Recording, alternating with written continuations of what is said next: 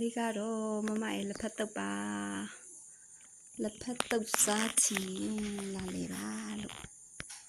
ဖက်တုပ်ကချင်းငံဆက်လေးလောက်ထားပါတယ်ချင်းငံဆက်လက်ဖက်တုပ်မှစားချင်တယ်ဆိုရင်လာလေပါအယောင်လေးကတော့စူပြေနေပါတယ်ပေါင်ပစ္စည်းကတော့ခရမ်းကျင်သီးကော်ပီကြက်သွန်ဖြူရုပ်သီးစိလက်ဖက်နှစ်ပြန်ကျော်စီပြရတာမုံဖြစ်ပါတယ်အားလုံးကိုဖိတ်ခေါ်ပါတယ်လာလေပါချင်းစားကြမယ်ဟေးကောင်းကောင်းမမရဲ့အစားတနိုင်ဖြစ်သွားပါပြီစားချင် comment မှာစားချင်တယ်လို့ရေးပေးပါဟာဟာ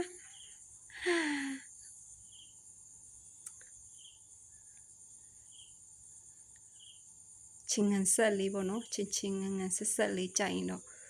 လာစားလေပါ